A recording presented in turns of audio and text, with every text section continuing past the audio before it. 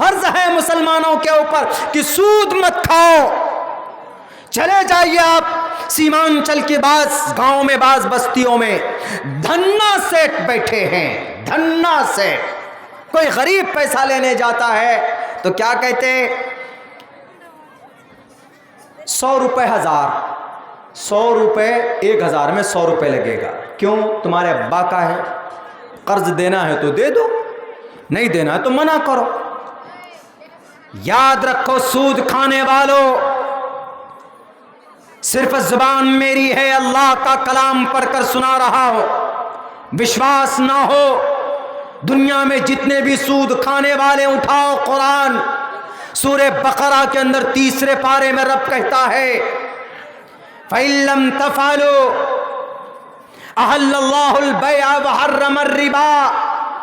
تجارت کرو، اپنے بازوں میں طاقت ہے تو محنت کرو، مشقت کرو، تجارت کرو، کاروبار کرو، روزی روٹی تلاش کرو، منع نہیں ہے۔ بزنس کرو، پہلے نمبر پر آ جاؤ، دوسرے نمبر پر آ جاؤ۔ ایسا نہیں سی ایم پرائم منسٹر صاحب کی رحم و کرم میں جناب دنیا کا دوسرے نمبر کا بزنس مین بن گئے، وہ نہیں، اپنی محنت پر۔ اسلام کہتا ہے احل اللہ البیع، بیع و شراء، خرید و فروخت۔ احل اللہ نے تجارت کو حلال قرار دیا ہے، وحرم الربا، اور سود کو حرام قرار دیا ہے۔ جتنے بھی دھنا سیٹ ہیں وہ 1000 پر 100 روپے لیتے ہو، یا 100 روپے میں 10 روپے لیتے ہو، یا جو بھی طریقہ ہے ان کا لینے کا، وحرم الربا، سود کے تمام کی تمام قسمیں حلال نہیں ہے بلکہ حرام ہے، حرام ہے، حرام ہے۔ اگر جو حرام کھانے والے نہیں مانتے ہیں، کھاتے رہتے ہیں کہ نہیں جناب ہم کو دنیا کا بڑا سیٹ بننا ہے، تو اپنے دنیا کے بڑے سیٹ بننے سے پہلے اللہ سے اور اس کے رسول سے جنگ کرنے کے لیے تیار ہو جاؤ۔ اللہ کہتا ہے، اللہ نے کسی بھی معاملے میں یہ نہیں کہا کہ مسلمانوں تم یہ کام نہیں کرو گے تم کو مجھ سے جنگ کرنی پڑے گی۔ ماں بہنوں سے نہیں کہا کہ اگر تم پردہ نہیں کرو گے تو تم کو مجھ سے جنگ کرنا پڑے گا۔ مسلمانوں سے نہیں کہا کہ زکوٰۃ نہیں دو گے تو مجھ سے جنگ کرنا پڑے گا۔ لیکن سود اتنی مہلک بیماری ہے، اتنا بڑا گناہ ہے، یہ بھی اللہ نے کہا فَإِن لَّمْ تَفْعَلُوا، جتنے بھی سود کھانے والے ہیں اگر تم نہیں رکے، اے دھنا سیٹو، اگر تم نے سود کو نہیں بند کیا، سود کے کاروبار سے تم اگر الگ نہیں ہوئے، تو فَإِن لَّمْ تَفْعَلُوا فَأْذَنُوا بِحَرْبٍ مِّنَ اللَّهِ وَرَسُولِهِ، اللہ اور اس کے رسول سے جنگ کرنے کے لیے تیار ہو جاؤ۔ اور کوئی مائے کا لال ہے جو اللہ سے جنگ کرے اور جیت جائے؟ امپاسبل ہے۔ لیکن آج مسلمان سود کھاتا ہے، سود کھاتا ہے آج کا مسلمان۔ ہم مسلمانوں کی ہی وجہ سے یقیناً اسلام کے اندر ایسی باتیں لوگ نکالتے ہیں کرید کر، کھوج کر، کہ ہم اور آپ جس کا اندازہ نہیں لگا سکتے۔ کتنی اچھی بات کہی ہندو بھائیوں کی کتاب میں، اہنسا ستیم، اہنسا کسی پر ظلم نہ کرو، ستیم سدا ستیہ بولو، جھوٹ مت بولو، کرو دستیاگ، غصہ آ جائے تو غصے کو کنٹرول کرو، کرو دستیاگ شانتی، اگر یہ چیزیں کرو گے، کہیں پر کوئی ظلم فساد نہیں کرو گے، غصے پر قابو پاؤ گے، جھوٹ نہیں بولو گے، تو ایسی صورت میں کیا ہوگا؟ جب یہ چیزیں قوم میں، لوگوں میں پیدا ہو جائے، شانتی رپیشنم، شانتی آئے گی، دیا بلیشولو لوپتوم، اور دیا کا بازار گرم ہوگا، بلیشولو لوپتوم ہیر چاپلام، چاروں طرف خوشحالی ہوگی، لوگ ایک دوسرے سے محبت کریں گے، ایک دوسرے سے قریب ہوں گے۔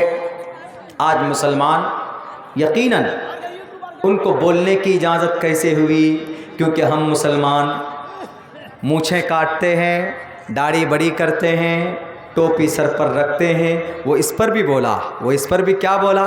اس پر بھی یہ بولا کہ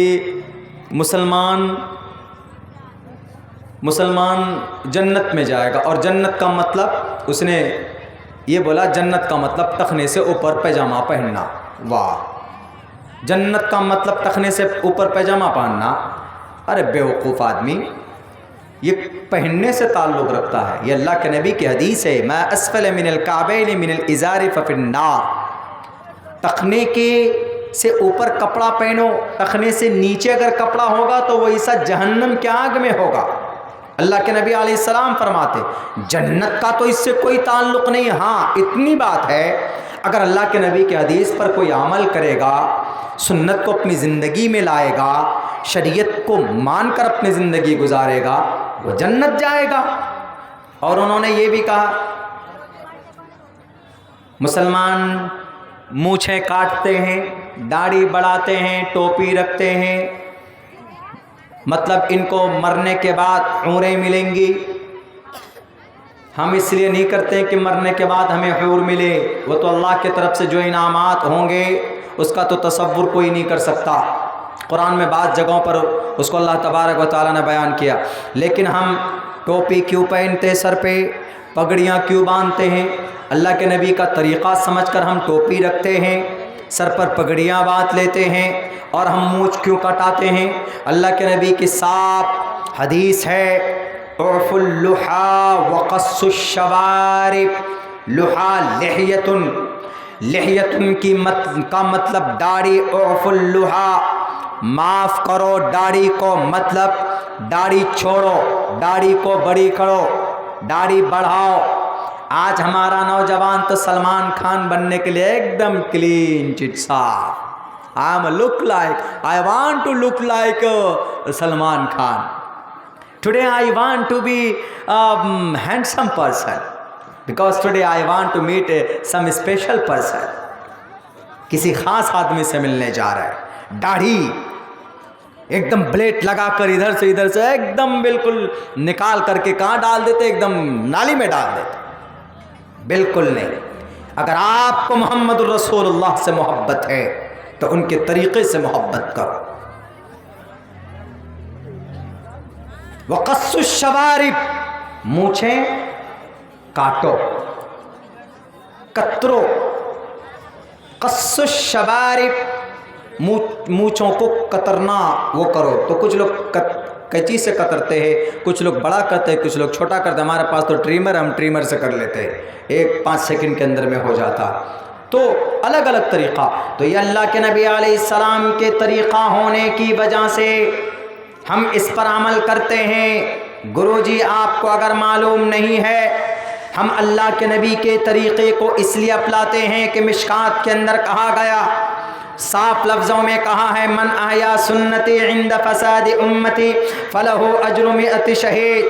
آدمی کو من احیا سنتی عند فساد امتی، جو آدمی ایسے وقت میں جب بہت زیادہ برائیاں ہو، بہت زیادہ لوگوں کے بیچ میں امانت داری، غیر امانت داری ہو، ہر طرف گناہ کا بازار گرم ہو، ایسے وقت میں اگر کوئی انسان اللہ کے نبی کی ایک سنت پر عمل کرتا ہے تو اللہ تبارک و تعالیٰ 100 شہیدوں کا ثواب اس کو عطا فرماتے ہیں۔ ہم اگر داڑھی بڑھاتے ہیں تو اللہ کے نبی کی سنت سمجھ کر، اللہ کے نبی کا فرمان سمجھ کر، ہم اگر مونچھ کاٹتے ہیں، مونچھ کترتے ہیں تو اللہ کے نبی علیہ السلام کا فرمان سمجھ کر، سر پہ اگر ہم ٹوپی رکھتے ہیں، السجود علی کور امامتہ علی قلنسوتہ، ٹوپیاں ہیں، ٹوپیاں پہنتے ہیں، شاعر اسلام، اسلام کی ایک پہچان ہے۔ اللہ تبارک و تعالیٰ کی ذات پر ہمیں بھروسہ ہوتا ہے، اللہ کی ذات پر ہمیں، اللہ کے فضل پر ہمیں مکمل یقین وشواس ہے کہ ہم اللہ کے فرمان کے مطابق زندگی گزاریں گے تو ہمیں اللہ تبارک و تعالیٰ ضرور جنت عطا کرے گا۔